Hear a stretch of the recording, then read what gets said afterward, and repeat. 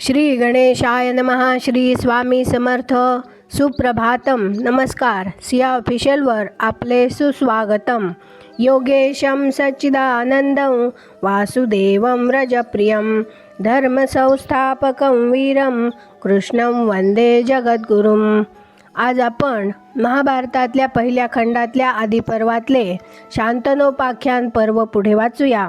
या पर्वातली भीमाला मारण्यासाठी दुर्योधनाचे कारस्थान ही कथा काल आपण वाचत होतो, ती आज आपण पुढे वाचूया. वैशंपायन म्हणाले, नंतर दुष्टबुद्धी दुर्योधन पांडवांना म्हणाला, उद्यानांनी आणि उपवनांनी रमणीय झालेल्या गंगा नदीवर आपण सगळे भाऊ भाऊ जाऊ आणि गंगेमध्ये जलक्रीडा करू. यावर ठीक आहे, असे करावयास काहीच हरकत नाही, असे युधिष्ठिराने त्याला उत्तर दिले. लगेच सारे कौरवांसमवेत भव्य रथामध्ये आणि निरनिराळ्या देशामधील उत्कृष्ट हत्तीवर आरूढ झाले आणि राजधानीमधून गंगेच्या काठी जावयास निघाले. गंगेच्या काठी असलेल्या वनातील उद्यानामध्ये पोहोचल्यावर त्यांनी आपल्याबरोबर असलेला सारा लवाजमा परत पाठविला आणि पर्वतामधील गुहामध्ये सिंहांनी प्रवेश करावा त्याप्रमाणे त्यांनी गंगेच्या काठावर असलेल्या पटमंटपात म्हणजे तंबूमध्ये प्रवेश केला आणि तेथून ते सर्व बंधू बाजूच्या उद्यानांकडे डोळे भरून पाहू लागले. त्या उद्यानामध्ये शुभ्र उपस्थानगृहे म्हणजे राजकार्यासाठी असलेल्या मुत्सद्दी पुरुषांची व सैनिकांची गाठ भेट घेण्याच्या जागा होत्या. काही सुंदर दुपाखी घरे होती, त्यांना ठिकठिकाणी गवाक्षे होती. जागोजागी कारंजी होती, ज्यांच्यामध्ये विहार करता येईल अशा पुष्करणी होत्या. ठायी ठायी पाण्याने भरलेले पाट होते. उद्यानामधील उपस्थानगृहे रंगाऱ्यांनी आकर्षकपणे रंगविली होती आणि चिताऱ्यांनी भिंतीवर सुंदर चित्रे काढली होती. पुष्करणीमधील पाणी उमललेल्या कमलांच्या ताटव्यामुळे अगदी झाकून गेले होते. मधून मधून त्यांच्यातील स्वच्छ पाणी दिसत होते. जमिनीवर त्या ऋतूमधील फुलांचा अगदी सडा पडल्यामुळे ती झाकून गेली होती. अशा त्या मनोज्ञ उद्यानामध्ये पांडव आणि कौरव सुखाने एकत्र बसले. विश्रांती घेतल्यावर ते सर्व नाना प्रकारचे खेळ खेळू लागले. खेळ आटोपल्यावर मध्यंतरी त्यांनी भोजन केले. गमतीने ते एकमेकांच्या तोंडात घास देऊ लागले. ते पाहताच दुर्योधनाच्या मनात एक पापी विचार बळावला. भीमसेनाला मारण्यासाठी त्याने अन्नामध्ये अत्यंत जहरी विष कालवले. दुर्योधनाचे मन दुधारी सुरीप्रमाणे धारदार होते, पण त्याचे बोलणे मात्र अगदी मिठास होते आणि वागण्याची रीत एखाद्या प्रेमळ धन्याप्रमाणे अथवा जीवाला जीव देणाऱ्या मित्राप्रमाणे मोठी लागवी होती.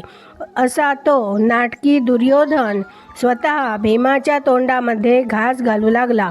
दुर्योधनाच्या मनातील कपटाची कसलीही कल्पना नसल्यामुळे भीमाने तो घास अगदी प्रेमाने गिळून टाकला. पापी दुर्योधन मात्र मनातल्या मनात हसत होता. आपण डाव जिंकलो आणि कृतकृत्य झालो असे त्या हलकट माणसाला वाटले. जेवण वगैरे आटोपल्यावर ते सारे जलक्रीडा करू लागले. सारे कसे अगदी विलक्षण आनंदात होते. जलक्रीडा संपल्यावर त्यांनी चांगली वस्त्रे परिधान केली आणि अंगावर अलंकार घातले. दिवसभर न थांबता खेळल्यामुळे दिवस मावळण्याच्या सुमारास ते अगदी थकून गेले आणि विश्रांतीसाठी तयार केलेल्या पटमंटपामध्ये सुखशयन करावयाचे त्यांनी ठरविले. भीमसेनाचा वृत्तांत मात्र अगदी वेगळाच घडला. तो जात्या खूपच ताकदवान होता, तरीसुद्धा इतरांपेक्षा त्याने फार जास्त श्रम केले होते.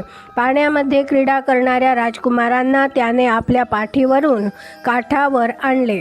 स्वाभाविकच तो विलक्षण दमून गेला. विश्रांती घेणे आवश्यक होते, म्हणून प्रमाणकोटीमध्ये तो विश्रांतीसाठी गेला आणि शांतपणे पडून राहिला. दुर्योधनाने खाऊ घातलेल्या विषपूर्ण अन्नाचा त्याच्यावर परिणाम होऊ लागलेला होता. तशातच थंड वारा वाहू लागला. अन्नातील विष त्याच्या शरीरात भिनू लागले आणि थोड्याच वेळात तो अगदी बेशुद्ध झाला आहे असे दिसताच स्वतः दुर्योधनाने त्याला वेलींच्या ताण्यांनी घट्ट आवळून बांधले आणि मरणप्राय झालेल्या त्याला काठावरून पाण्यात फेकून दिले. बेशुद्ध झालेला भीम पाण्यात बुडाला आणि तळाशी गेला तो थेट नागभवनामध्ये गेला. तेथे अनेक नागकुमार होते. ते सारे नागकुमार एकजुटीने भीमावर चाल करून गेले. सारे भयंकर विषारी होते. आपल्या विषपूर्ण दातांनी त्यांनी भीमाच्या अंगाला ठिकठिकाणी कडकडून दंश केला. त्या विषारी नागांनी भीमाला दंश केल्याबरोबर त्याच्या शरीरामध्ये अगोदरच भिनून राहिलेले आणि म्हणून त्याच्या रक्ताशी एकरूप झालेले कालकूट विष नागांच्या प्रवाही विषाने निष्फळ करून टाकले. त्या नागांचे दात भीमाच्या शरीरातील मर्मस्थानामध्ये घुसले, पण तो मुळातच दांडगा असल्यामुळे त्याच्या कातडीला मात्र काहीही इजा झाली नाही. तो जेव्हा शुद्धीवर आला तेव्हा त्याने आपले बंधन ताडकन तोडून टाकले आणि त्या सर्व नागांना यथेच बडवले. काही नाग घाबरून पळून गेले. ते जिवंत होते पण तेथेच राहिले होते. असे नाग वासुकीकडे धावत गेले आणि इंद्रासमान तेजस्वी असलेल्या सर्पराज वासुकीला म्हणाले, महाराज, या माणसाला कोणीतरी घट्ट बांधले आणि पाण्यात फेकून दिले. याच्या रक्तात विष भिनलेले आहे असे वाटते. आम्हाला जेव्हा हा दिसला तेव्हा बेशुद्ध होता आणि आम्ही त्याला डसल्याबरोबर तो शुद्धीवर आला आणि शुद्धीवर येताच त्याने आपले बंधन ताडकन तोडून टाकले. इतकेच नव्हे तर आपल्यालाही त्याने जेरीस आणले. हा कोण माणूस आहे ते आपण पहा. नंतर वासुकी भीमाकडे गेला. नागही त्याच्या पाठोपाठ गेले. अचाट पराक्रमी भीम वासुकीच्या नजरेस पडला. तेथे आर्यक नावाचा आणखी एक नागराज होता. हा आर्यक कुंतीचा आजा म्हणजे आईचे वडील. भीम हा आर्यकाच्या नातवाचा नातू म्हणजे आर्यक नागाचा नातू शूर आणि शूराचा नातू भीम. आर्यकाने भीमाला पाहताच त्याला अगदी घट्ट मिठी मारली. नागेंद्र वासुकीसुद्धा भीमावर संतुष्ट झाला आणि त्याने आर्यकाला विचारले, याला आवडेल अशी कोणती गोष्ट करू? विपुल धन देऊ का? बहुमोल रत्ने देऊ का? की आणखी काही ऐश्वर्य देऊ?